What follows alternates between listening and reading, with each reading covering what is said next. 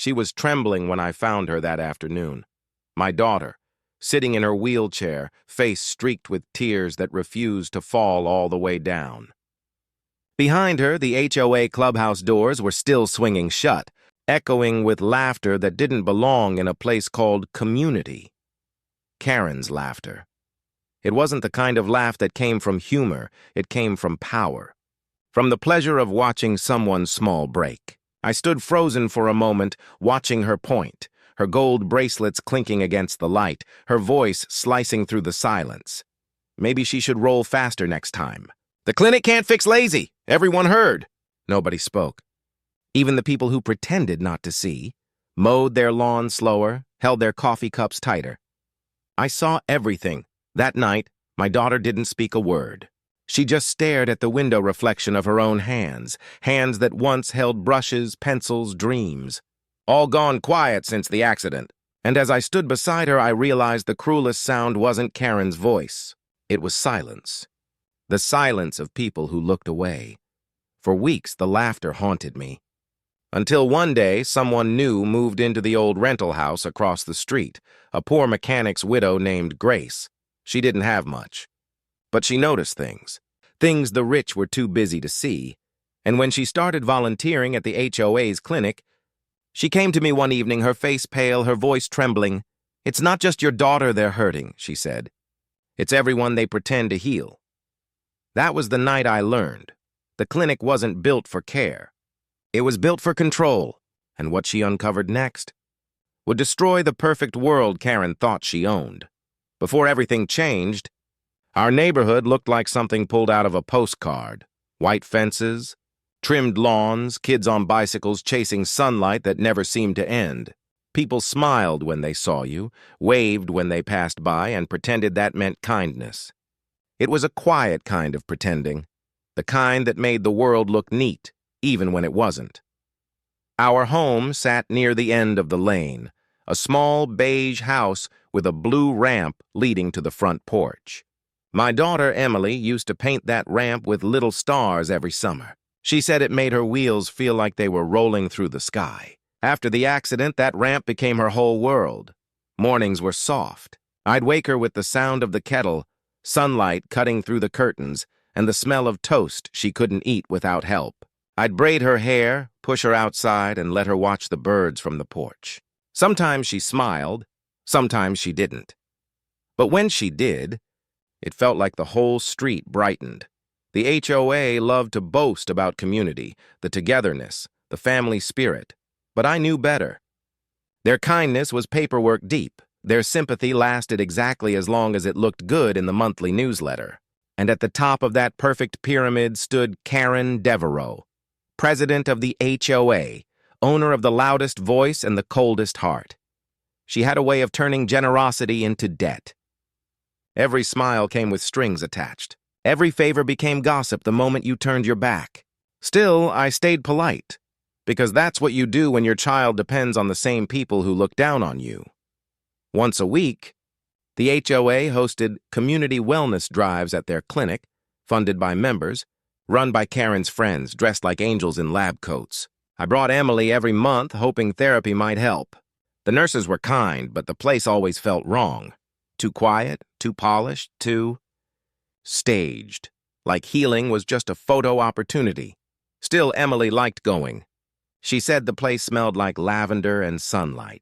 She liked the little goldfish tank by the window, the soft gloves the nurses wore, and the way they called her sweetheart. For a while, it almost felt peaceful. Our days found rhythm again. School online, therapy at the clinic, evenings on the porch. The world had shrunk, but at least it was stable. At least I thought so. Karen would often stop by, always uninvited, always smiling that practice smile. She'd bring donations, used toys, second-hand clothes, expired vitamins, then stand in my living room and comment on everything. "Such a brave little girl," she'd say, her tone dripping with pity. "You must be exhausted doing all this alone." And then, before leaving, she'd drop her favorite line like it was charity. "The HOA clinic's doing its best. But sometimes, dear, nature just decides for us." I'd smile, nod, and hold back the rage that wanted to scream through my chest. For months, I tried to believe in peace, to convince myself the world was kind enough to leave us alone. But peace built on lies never lasts. The cracks started small, a missing report from the clinic, bruises Emily couldn't explain, a whisper from a nurse that vanished the next day. And then, one quiet afternoon, Karen laughed at my daughter. That was the moment the peace ended, and the truth began. The HOA's annual Spring Wellness Fair was supposed to be a celebration. Families gathered near the park fountain, the sound of light jazz playing from a speaker, banners fluttering under the sun. Tables were lined with fruit platters, donation boxes, and the fake smiles of people pretending to care. I pushed Emily's wheelchair through the crowd carefully. She had worn her favorite yellow dress, the one she said made her look like morning. The breeze was gentle that day, and for a moment, it almost felt like things could be normal again. Karen stood at the center, surrounded by the board members like she was the mayor of kindness itself. Her sunglasses gleamed, her pearl necklace caught the light, and every word out of her mouth felt rehearsed. "Our clinic," she said into the microphone, "is proof that compassion and discipline can coexist. We believe in helping those who help themselves." The crowd clapped politely, all except Emily, who looked up at me and whispered, "Why do they say, 'help themselves' when people can't?" I didn't have an answer. A few minutes later, a volunteer from the clinic, a nervous young man, wheeled Emily toward the stage ramp for the Patient Stories segment. I hadn't known they'd planned to include her. She wasn't ready for that. But before I could stop it, Karen's voice cut through the microphone again. "Oh, the little darling from House 34. The one we've been sponsoring for years." The word sponsoring made my stomach twist. Karen knelt beside Emily, her face turned toward the cameras, her voice syrup-sweet. "Sweetheart, why don't you tell everyone how grateful you are for our clinic's care?" Emily froze. Her lips trembled, her eyes darted toward me. She didn't say anything. She never did under pressure. The silence stretched. People shifted uncomfortably.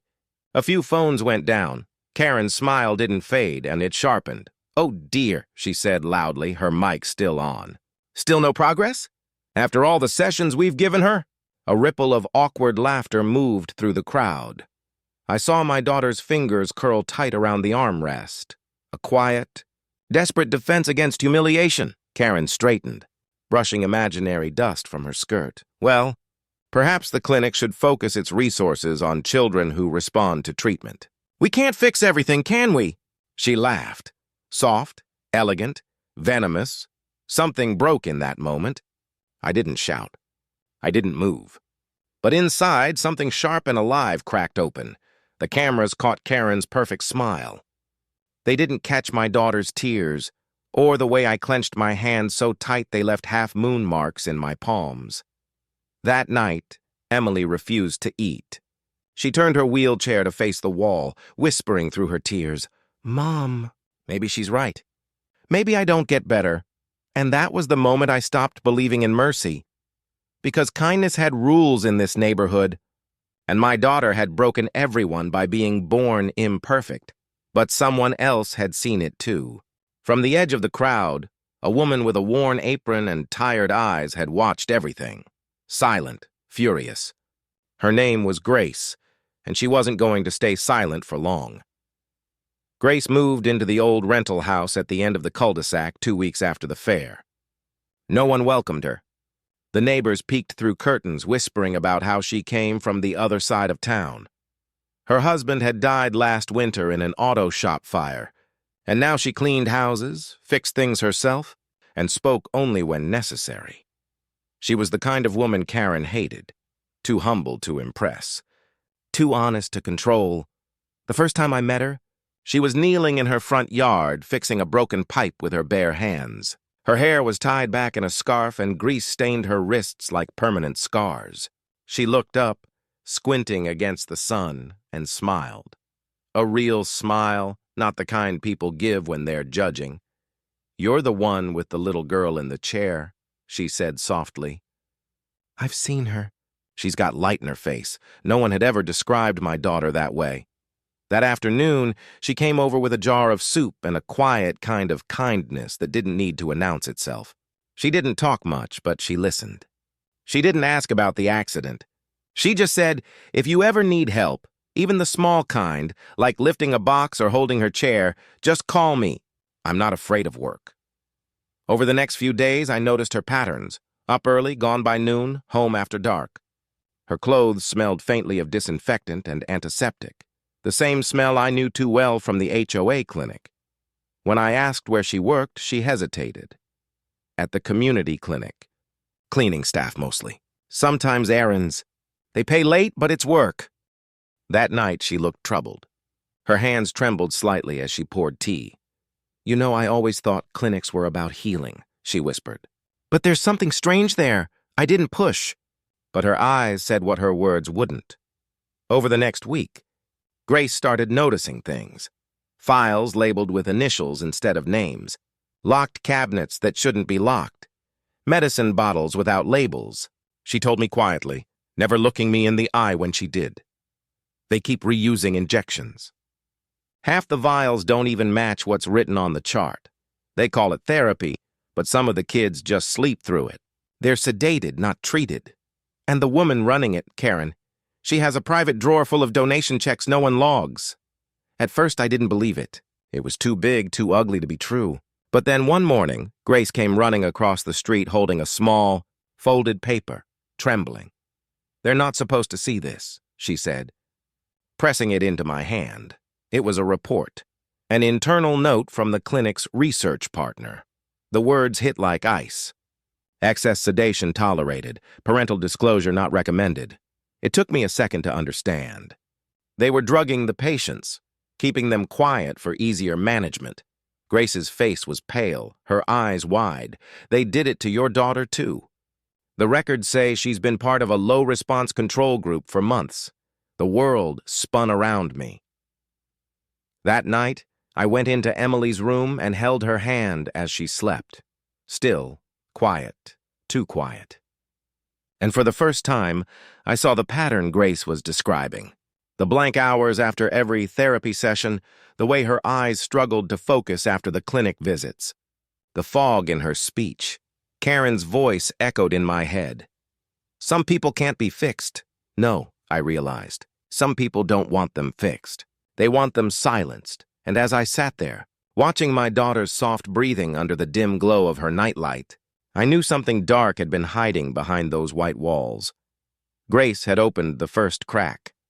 Now I was going to tear it wide open. The next few nights passed in silence, the kind of silence that fills a house when truth starts scratching at the walls. Grace didn't sleep much. Neither did I. Every night, she'd cross the street quietly after dark, wearing that same faded jacket, carrying something wrapped in brown paper. She'd whisper, "I found another one," and each time, it was another document. Medical notes, dosage sheets, funding reports, all stamped with the HOA clinic's insignia. At first, I didn't want to look. I was terrified that the paper might confirm the fears I'd been fighting. But Grace insisted. She spread them out on my kitchen table. The same table where Emily and I once painted small clay, birds together before the accident. The paper smelled faintly of bleach and metal. Clinic air. One report stood out. At the top, in fine print, sedation metrics consistent with compliance management. Underneath, patient DIR A47, female, minor, wheelchair bound. Dose increased at supervisor's discretion. The initials at the bottom were clear. KD, Karen Devereaux. For a moment, the world fell quiet. The hum of the fridge, the tick of the wall clock. Even my heartbeat seemed to stop. Grace whispered, "She's been signing every adjustment." "She's the one authorizing the extra sedatives." I felt my throat tighten. "You mean they've been drugging her?" Grace nodded slowly. "Not just her. The other kids, too. They keep them calm, easy to manage, and the parents believe they're getting therapy." My hand shook so badly that one of the papers slipped and fell onto the floor. Beneath it was a photo, a group of children sitting in reclined chairs, eyes half open, smiles vacant. The image was labeled Progress Day, Progress, That word used to mean hope. Now it felt like poison. Grace leaned forward, lowering her voice even though no one else was there. There's something else. They're taking funding from a private grant that rewards measurable patient calmness. It's all about numbers. The quieter the kids, the bigger the bonus. I didn't know whether to scream or collapse. Outside, the sprinklers turned on, water spraying across the empty lawns, washing away nothing. For years, Karen had walked these streets like she owned the sunlight itself, talking about community, compassion, order. But now I saw the truth. The clinic wasn't a sanctuary. It was a laboratory. That night I sat beside Emily's bed and just watched her sleep. Her breathing was shallow, steady, too steady. Her lips were pale, her eyes flickering faintly beneath the lids like she was trapped somewhere far away. I whispered, "Can you hear me, sweetheart?" She didn't respond. The next morning, I went back to the clinic, alone. I told Grace to stay behind. I didn't want her to risk her job. I walked straight to Karen's office. The hallway smelled like floor polish and fear. Karen looked up from her desk, her usual smile already rehearsed. "Oh dear, you look tired. The sessions can be exhausting for parents too." I placed the paper on her desk. "What is this?" Her eyes flicked down for half a second. Too quick, too practiced. Then back up. "I'm sure you wouldn't understand. These are standard procedures for patient safety." "Sedation metrics?" I said, my voice trembling. "She's 8 years old. She's supposed to be learning, not sleeping." Karen stood up, crossing her arms, the pearls at her neck catching the light. "Calm down. Your daughter's condition is complicated. We're doing what's best for everyone." "Best for who?" I shot back. "For your reports? For your bonuses?" Something flickered in her eyes. Guilt, or maybe just the fear of being exposed. "You should be careful with accusations," she said coldly. "The HOA doesn't tolerate slander, especially from emotional parents." I stared at her, my whole body shaking. And in that moment, I understood. She didn't see my daughter as human. To her, Emily was just a file number, a controllable subject. When I walked out, my hands were trembling, but my heart was steady. Karen thought silence would keep her safe, but she had forgotten. Silence is only power when no one's willing to break it. And now, Grace and I were done being quiet. That night, the world inside our house fell apart. The kind of night where the clock ticks too loud, where the air feels heavy and wrong. Emily didn't wake up for dinner. She didn't even stir when I brushed her hair off her forehead. Her skin was cold, pale, her breathing shallow like she was slipping into a dream too deep to return from. I sat beside her, holding her hand, whispering her name over and over, like maybe my voice could anchor her back to me. Nothing. Grace sat in the kitchen, her hands shaking as she stared at the papers we had gathered. She kept mumbling, "They knew." They all knew. And I realized this wasn't just negligence. It was design. Every dose, every report, every so-called therapy had been carefully planned to keep the kids still, compliant, silent, to keep parents grateful, to keep Karen untouchable. At midnight, I couldn't take it anymore. I carried Emily outside, wrapped her in her blanket, and wheeled her down the ramp she once painted with stars. The air was cold, and the sky was full of indifferent constellations. I whispered, "You painted stars so you could dream again, remember?" No response. Just that steady, ghost-like breathing. I wanted to scream. But all that came out was a whisper. "What did they do to you?" That's when Grace came out, carrying a candle instead of a flashlight. The flame flickered wildly in the wind, throwing trembling light across her face. "You can't fight them alone," she said quietly. "They have lawyers, doctors, influence. You're just one person." "I'm not just anything," I said, my voice breaking. "I'm her mother." Grace's eyes softened, proud, sad, certain, then start acting like the world needs to hear her story. Something inside me shifted. The fear turned into fire. The next morning I went back to the clinic, not as a patient's mother, but as a storm. I started taking pictures of every file Grace found. I recorded every conversation with the nurses, I noted every date, every name, every dosage. Grace warned me, they'll come after you. Then let them, I said. Let them see what they've created. That night, when I looked at my daughter again, the faintest flicker crossed her lips, a twitch like a dream forming. I took it as a sign. They had taken her voice. But I would become it. The HOA built its empire on silence, and I was going to burn that silence to the ground. Morning came slow, heavy with silence. The kind of silence that doesn't mean peace. It means something's about to break. The sun rose over the perfect lawns, painting everything gold.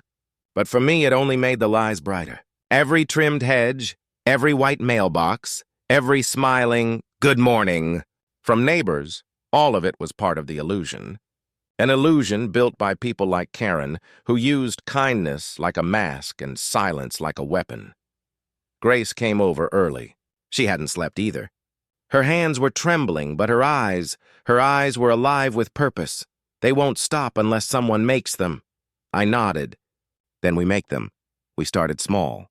She snuck copies of files out of the clinic, one envelope at a time. I built a small folder on my laptop. I named it Echo, because that's what this fight had become. A voice echoing back into a world that didn't want to listen. Every night, we met in my kitchen, spreading papers under the dim yellow light, dosage charts, forged signatures, funding trails leading straight to HOA accounts.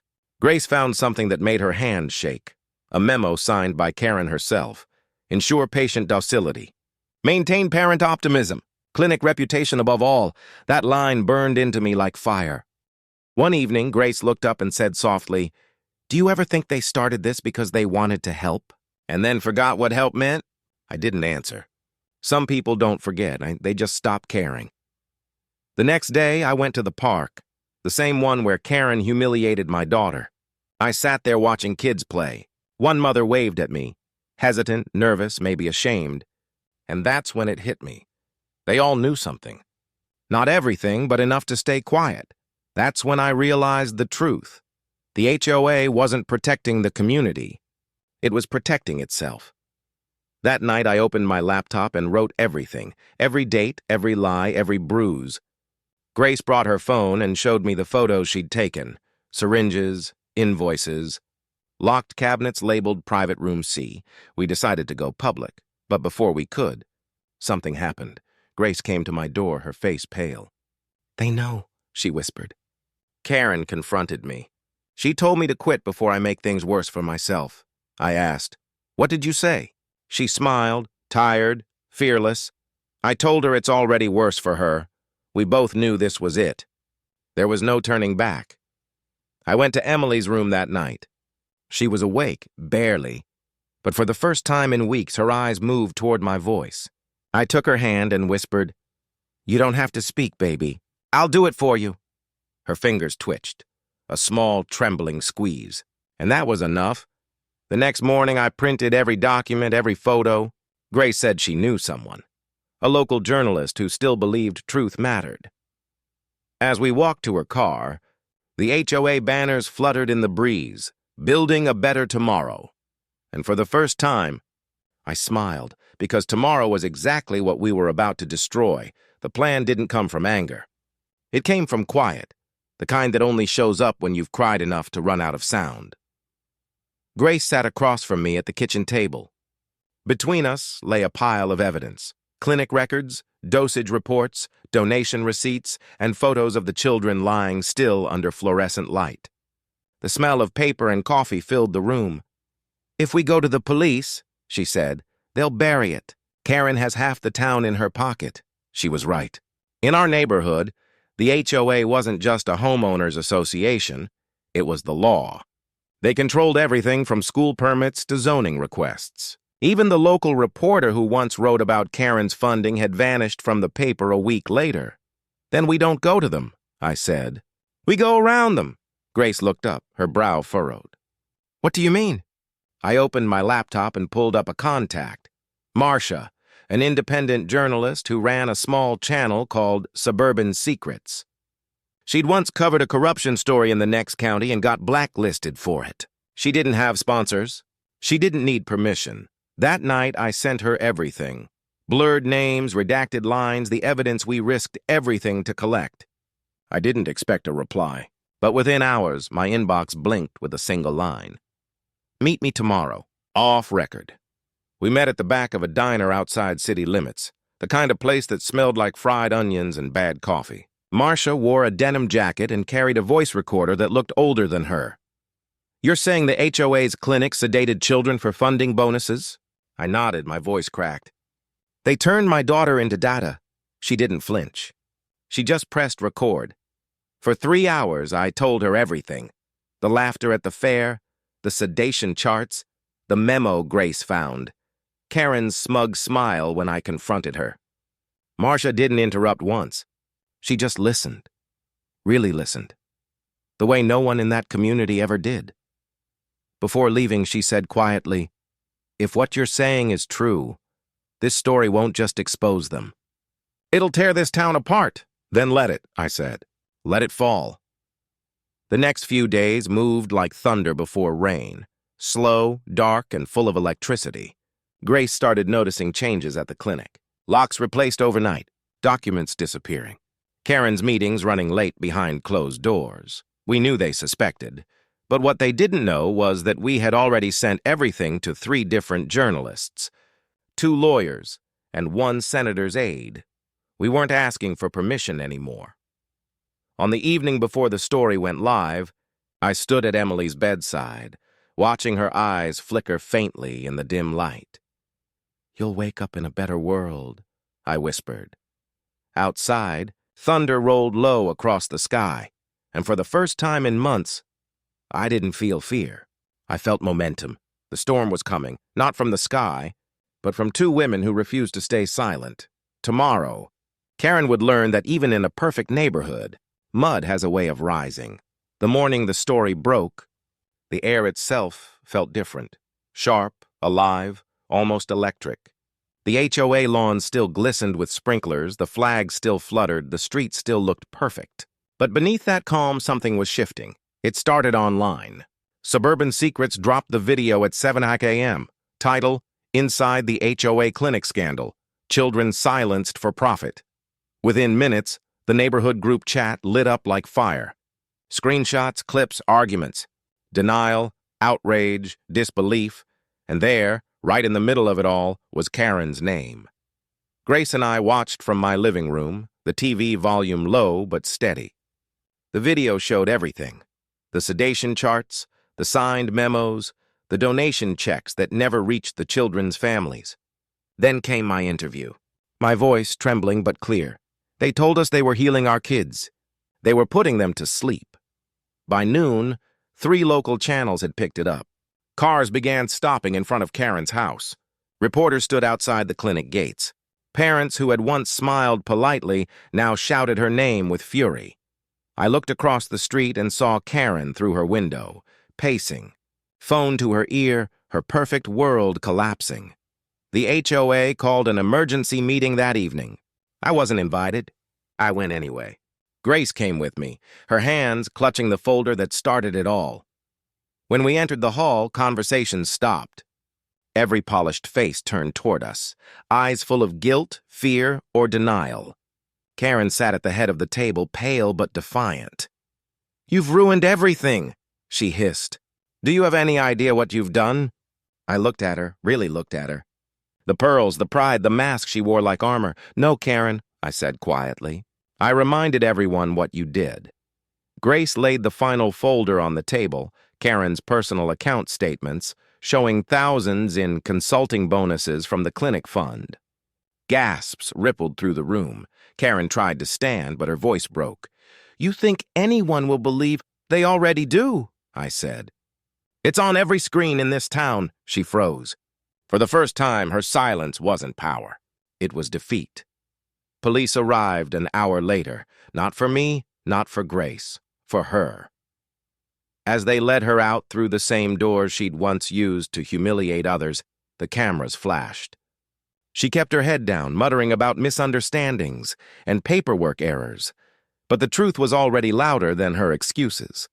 That night, parents gathered outside the clinic with candles, not in protest, but in grief. Some cried. Some prayed. Most just stood there holding each other, realizing how deep the betrayal went. I held Emily's hand as she slept, whispering, "It's over, baby. She can't hurt anyone else now." Grace stood beside me, tears in her eyes, but a small smile on her lips. "You did it," she said. I shook my head. We did it. For the first time in months, I felt the weight in my chest lift.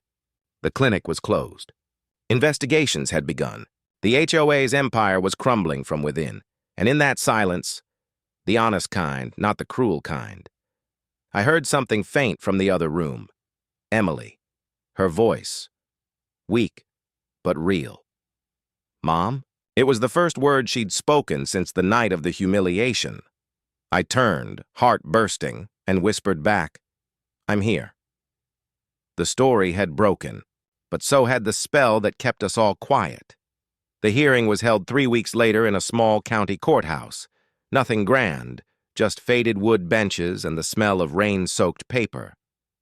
But to me, it felt like the center of the universe, the place where years of silence were finally going to meet their echo. Karen sat across the room, her usual confidence gone. The pearls were replaced by a plain gray blazer. No cameras, no followers, no carefully crafted speeches. Just her, facing a crowd that used to worship her. The courtroom was packed. Parents, neighbors, nurses who had quit quietly years before. Even the old HOA members who once laughed at her jokes now sat with their hands clenched tight in shame. Grace sat beside me, her knuckles white around a folder labeled Evidence. "We didn't speak. We didn't need to." The air was thick with something unspoken. Justice. When my name was called, I stood. My knees trembled, but my voice didn't. "My daughter trusted that clinic," I began. "She trusted this community. And every time I told her she was safe, I was lying, because I believed people like her deserved kindness." I turned toward Karen, who couldn't meet my eyes. "You laughed at her when she couldn't speak. You called her lazy, and then you signed papers to keep her quiet, not to heal her, but to control her." A murmur moved through the room, the sound of realization spreading. The prosecutor placed the printed memo on the table, the same one Grace had found weeks ago. The words glowed under the courtroom lights. "Ensure patient docility. Maintain parent optimism. Clinic reputation above all." Karen's lawyer tried to object. The judge silenced him with one glance. When Karen finally spoke, her voice was brittle. "I did what I thought was best for the community. You people don't understand the pressure." I stepped forward. "You didn't feel pressure. You felt power. You thought you could play God because the world handed you a clipboard and a title." For the first time, she looked up, and I saw it. Not arrogance, not pride, fear. The judge leaned forward. "Mrs. Devereaux, do you deny authorizing sedation without medical supervision?" Karen's lips parted, then trembled shut. "No," she whispered. I didn't mean harm." Grace rose slowly, holding out the photo. Children in the clinic chairs. Half conscious, smiles frozen. "This," she said softly, "is what harm looks like. You could have heard a pin drop." The judge nodded once and began reading the verdict. Fraud, medical negligence, abuse of authority, misappropriation of funds. Her sentence wasn't long enough to erase what she'd done, but it was enough to make sure she'd never touch another child's life again. When they led her out, the door creaked open and the light from outside hit her face. For the first time, it wasn't flattering. It was harsh, revealing. She squinted, like someone who had spent too long in darkness pretending she was the sun. As the room emptied, Grace turned to me and whispered, "You won." But it didn't feel like victory. It felt like breath, something I hadn't taken in full for months. Outside, cameras waited, microphones ready. I didn't speak to them. I just walked to the car, pushed Emily's wheelchair forward, and let the wind move through her hair. "Is she gone?" she asked, her voice small but clear. I smiled. "Yes, baby. She's gone." For a long moment, we just sat there, mother and daughter side by side, in the same silence that once broke us. Only now it wasn't empty. It was peaceful. The town began to heal slowly. The clinic was shut down. The HOA dissolved within weeks. And the neighborhood that once looked perfect started to look real. Messy, imperfect, alive. Parents who once stayed silent now spoke up. Grace opened a small community care group with the same old name as her late husband's shop. Second Chance. I volunteered there sometimes, telling new mothers what I'd learned, that healing doesn't come from people in charge. It comes from people who care. One evening, as the sun dipped behind the roofs, Emily pointed at the porch ramp she used to paint. "Can I add stars again?" she asked. I nodded. "As many as you want," she smiled, holding the paintbrush with shaky hands. Each star was uneven, crooked, splattered, but to me, they looked perfect, because for the first time in years, she was awake, alive and free. And as she painted, I realized something. Karen had built a clinic on silence. But we had built a story on truth, and truth doesn't fade. It echoes once forever. Justice didn't arrive with applause. It arrived in silence, the kind that settles over a place after a long storm. Weeks passed. The news channels moved on, the headlines faded, but for our little street, nothing was the same. The clinic was boarded up, its sign half torn, letters dangling like broken promises. The HOA office stood empty. Papers still taped to the window, the Community of Care logo peeling under the rain. People stopped pretending after that. They greeted each other without masks, without perfection. Sometimes they cried when they talked about their kids. Sometimes they said nothing at all. But the silence wasn't cruel anymore. It was healing. Grace became something of a local hero, though she never accepted the word. She said, "Heroes fix things." I just stopped pretending I didn't see. She started her small group, Second Chance, where parents could bring their children. No sign-ins, no white coats, no shame. Just warmth, tea, and time. Emily went there twice a week. She still couldn't walk, but her laughter came back. Soft, shy, the kind that made the world tilt back toward color. Sometimes she'd sit near the window, sketching stars and people holding hands. One day, she asked me, "Do you think Karen ever feels sorry?" I didn't answer right away. I looked out the window at the empty clinic, the sky turning orange behind it. "Maybe," I said finally, "but that's not our burden to carry anymore. Forgiveness isn't a gift for the guilty, it's a release for the wounded." I started volunteering at Grace's group, too. Not as the angry mother who fought the system, but as a listener. Because if I learned anything, it's that pain doesn't end when justice begins. It ends when someone hears you. Sometimes, I'd find myself walking past the old HOA park, the place where Karen humiliated Emily. The stage was gone now, replaced by a small memorial garden planted by the parents. There was a bench with a brass plate that read, "For the children who were silenced, and the voices that rose for them." I sat there often, watching the leaves dance in the wind, listening to the sound of real laughter. Not forced, not rehearsed. The world wasn't perfect. It never would be. But it was honest now, and honesty, I realized, is the only kind of perfection that lasts. When Emily laughed again, I didn't think of what was lost. I thought of what survived: courage, truth, love. Karen built a system that thrived on silence.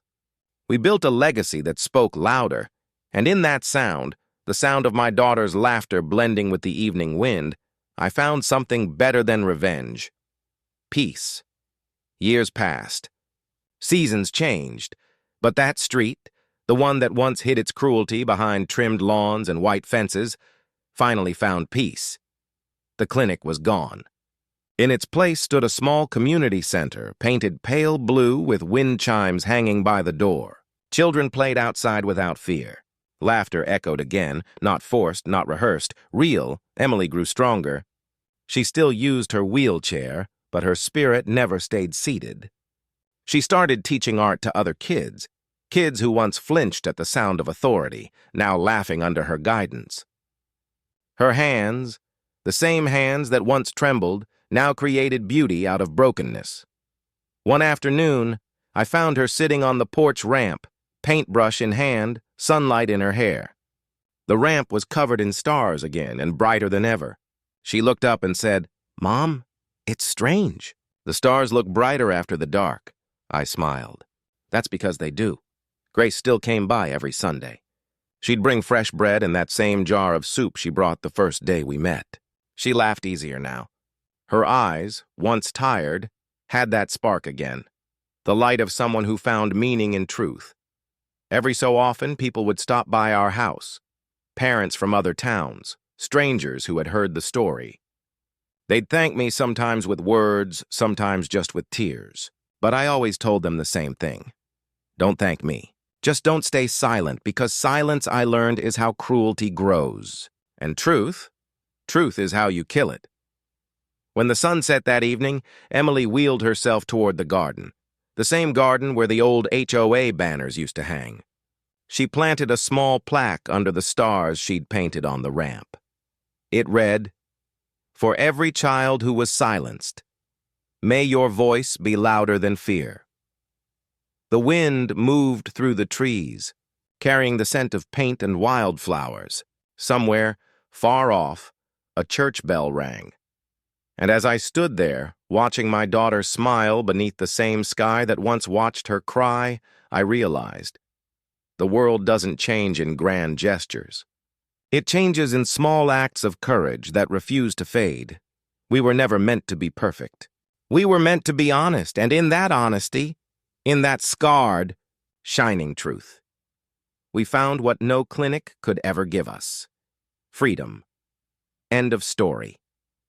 HOA Karen mocked my paralyzed daughter until a poor neighbor uncovered a shocking secret about the HOA clinic.